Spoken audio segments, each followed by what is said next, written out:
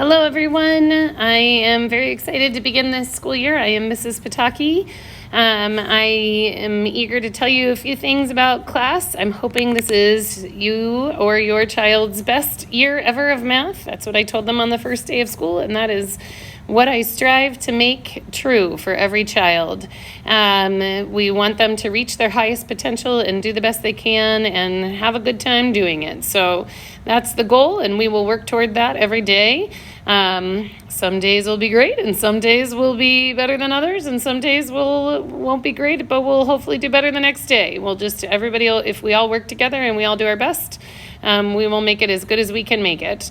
If you have any questions, never hesitate to reach out. I put a lot of information in Schoology. I put a lot of comments on their assignments that go along with the score that they're earning. So that is the best place to keep track of my communication. But if you ever have any other questions beyond that, please don't hesitate to reach out. Or if you just want to send me an email every once in a while, that's great too. All right, we have an overview of what we're going to learn here and here. We have all kinds of good things to learn this year.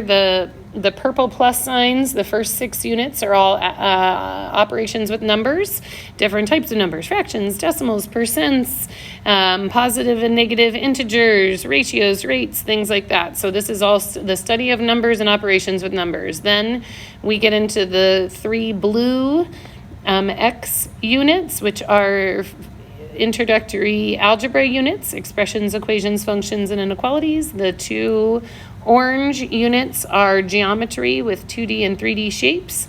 And then the red box indicates that the last 2 units are where we study statistics and data analysis and graphs and charts and analyzing data that's been collected. You can see here what a typical day in class will look like and what kinds of things that we'll do. Most of that is pretty typical. Notice that it does mention that your child will get practice that is tailored exactly to what kinds of skills they need practice with based on the ALEX program. So the goal is going to be to complete 5 ALEX topics each week. They will have time in class during Tiger Time whenever they get done early with something. So hopefully they're getting that done in class, but you also can be checking in with them regularly. If they do 1 topic every day, they'll have it done by the end of the week. Each topic should only take 5 or 10 minutes. It's only 3 to 5 questions, but the 5 topics need to be completed by Sunday night. So worst case scenario, they can finish it over the weekend, and that is every week pretty much, and except when there is a break or whatever, or vacation. Okay, so we have our theme for the year. Be the one who leaves people better than you found them. Our ROAR expectations are how we're encouraging students to behave, and the correct expectations for behavior in all areas of our classroom or all areas of our building. These are the ones that are specific to classroom. We want students demonstrating respect, ownership, achievement, and resilience, and they've learned a lot about that in the first few days, so hopefully they can tell you more about that. I have a couple little things that are specific to me. One is that they will get stickers that are specifically tied to being ready and prepared for class. Using the restroom or going to your locker, filling your water bottle before class starts, or waiting until when it's independent practice time. Those are things that we want students to kind of think ahead about whenever possible. We want them to bring their pencil and their things from their binders and their charged iPads and be prepared for class. If there's a day when one of those things isn't true, we all have days like that, they get 4 stickers. So we just mark off a sticker, no big deal. At the end of the quarter, if they have any stickers left, they'll get a drawing. They'll be put into a drawing for small prizes, but it's just one of those things that it encourages them to be ready and prepared, but not a big deal when something happens. And we all have that come up. And we also, as part of our ROAR expectations this year, have both the ability to give positive behavior referrals as well as negative behavior referrals, and those are tied to certain consequences and rewards and things like that, and that will involve, so you can talk to your child about how that works. I'm happy to answer any questions you have about that as well. And we also have assessment and grading procedures that are streamlined for the district so that it's pretty consistent across the district now this year. Some new policies.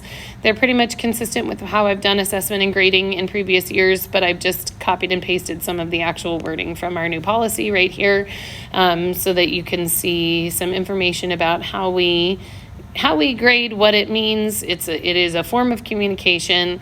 It's a way of sort of, okay, this is where I am right now. How do I get to where I want to go? How do I demonstrate that I understand what I need to understand at the level that is satisfactory to me and to the other folks involved in my educational process? So homework is the only thing for me that isn't based on whether or not it's correct. Homework is just based on whether or not it's complete. It's just kind of a free practice where it's okay to make mistakes and we'll correct it together in class, but it certainly won't count against them.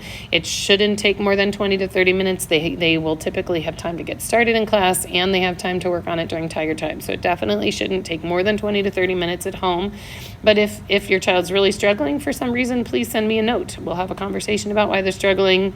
It won't hurt them. We'll hopefully figure out what's going on and help them to get it done the next day.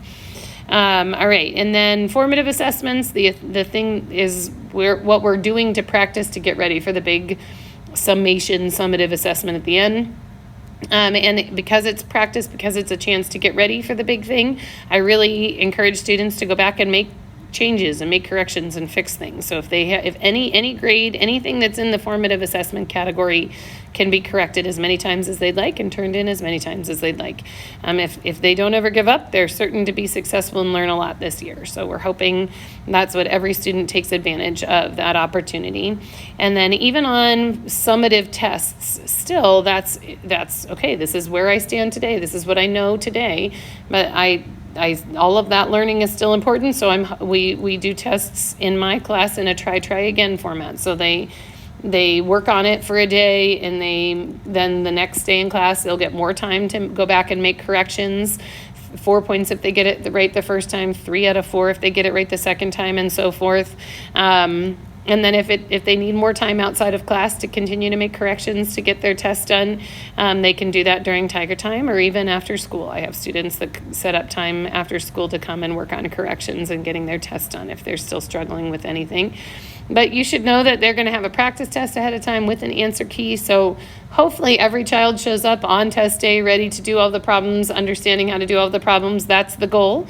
But obviously, if somebody's not where we want them to be, then we'll go back and work on making corrections and helping them understand what they need to understand. So that's how that works. As you know, extra help is available in Tiger Time at the end of the day, and I'm happy to work with your child after school until 3:15, 3:20 any day.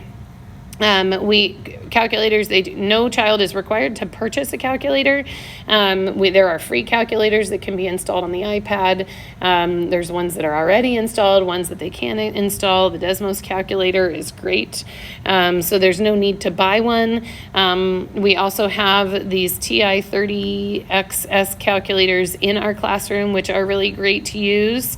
And if your child wants to purchase one of their own, that would be a great one to buy just because it'll be the same as what we're using in the classroom. And these three are all very similar and work very similarly. So any of those would work. And those are the same calculators that are recommended and used in both 7th and 8th grade for sure, but also would be beneficial to them even throughout high school. So if you're wanting to buy a calculator for your child and want it to be one that they can use for many years to come, those would be good options. But again, it's not required. Please don't hesitate to contact me. Schoology messages, emails are probably best, but if you'd really like to talk on the phone, just leave me a message and I'll call you back. Happy to do that too. I really look forward to a great year of learning, really making it the goal to make this the best year ever. Have a great day and we will be in touch. Thank you.